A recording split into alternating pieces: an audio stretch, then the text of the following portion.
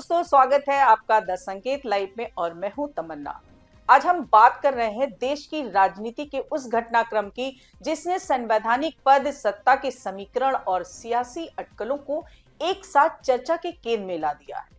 पूर्व उपराष्ट्रपति जगदीप धनखड़ ने अपने इस्तीफे को लेकर बड़ा बयान दे दिया है और साफ कहा है कि उन्होंने पद, स्वास्थ्य के प्रति प्राथमिकता देने की बात कहकर छोड़ा था, बीमारी की वजह से नहीं। और उन्होंने कभी ये नहीं कहा कि वे बीमार है। कहते हैं पहला सुख निरोगी काया।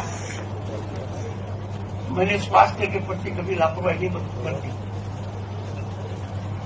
मैंने जब कहा कि मैं पद त्याग रहा हूं तो मैंने कभी ये नहीं कहा कि मैं बीमार हूं।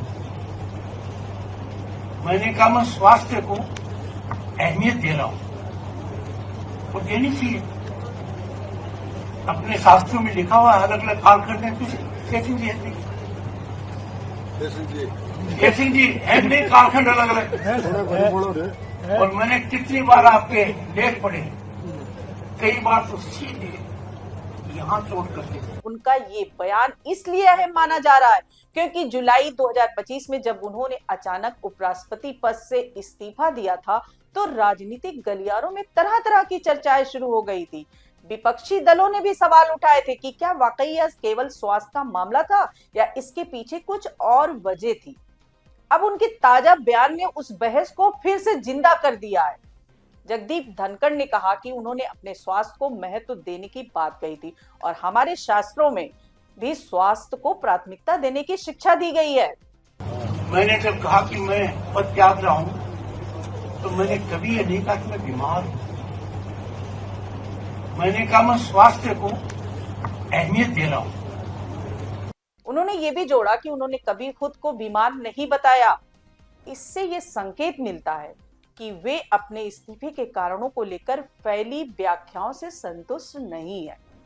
21 जुलाई 2025 को उन्होंने राष्ट्रपति द्रौपदी मुर्मू को अपना त्यागपत्र सौंप दिया था। ये मानसून सत्र शुरू होने से ठीक एक दिन पहले हुआ था और समय को लेकर भी सवाल उठे थे क्योंकि संसद का सत्र राजनीतिक रूप से संवेदनशील मुद्दों से भरा हुआ माना जा रहा था। ऐसे समय में उपराष्ट्रपति का इस्तीफा स्वाभाविक रूप से चर्चा का विषय बना। धनखड़ अगस्त 2022 में उपराष्ट्रपति निर्वाचित हुए थे और उनका कार्यकाल 2027 तक था, यानी लगभग 2 साल का कार्यकाल शेष रहते हुए उन्होंने पद छोड़ा। यही कारण रहा कि विपक्ष ने इसे सामान्य घटना नहीं माना। दिलचस्प बात यह है कि इस्तीफे को लगभग 12 दिन पहले उन्होंने दिल्ली के जेएनयू विश्वविद्यालय में एक कार्यक्रम में कहा था कि वे सही समय पर 2027 में रिटायर होंगे। अगर भगवान ने चाहा तो इस बयान और उसके कुछ दिनों बाद आए इस्तीफे ने राजनीतिक विश्लेषकों को अटकलें लगाने का मौका दे दिया। अब जब वे सार्वजनिक रूप से कह रहे हैं कि उन्होंने बीमारी की वजह से पद नहीं छोड़ा तो ये प्रश्न और गहरा हो जाता है कि आखिर परिस्थितियां क्या थी। हालांकि उन्होंने अपने बयान में किसी दबाव या विवाद का सीधा उल्लेख नहीं किया है, लेकिन सियासत में समय और संदर्भ दोनों का महत्व होता है। जगदीप धनखड़ का राजनीतिक और पेशेवर सफर भी उतना ही दिलचस्प है। राजस्थान के झुंझुनू जिले के किठाना गांव से निकलकर उन्होंने चित्तौड़गढ़ के आर्मी स्कूल में शिक्षा प्राप्त की और फिर राजस्थान विश्वविद्यालय से उच्च शिक्षा हासिल की। वे राजस्थान हाईकोर्ट और सुप्रीम कोर्ट में वकालत भी कर चुके हैं। उनकी राजनीतिक यात्रा की शुरुआत कांग्रेस में हुई। वे पीवी नरसिम्हा राव सरकार के दौर में सांसद रहे। बाद में उन्होंने भारतीय जनता पार्टी का दामन थामा और चंद्रशेखर सरकार में केंद्रीय मंत्री भी बने। इसके बाद वे सक्रिय राजनीति में विभिन्न भूमिकाओं में रहे और 2019 में उन्हें पश्चिम बंगाल का राज्यपाल नियुक्त किया गया।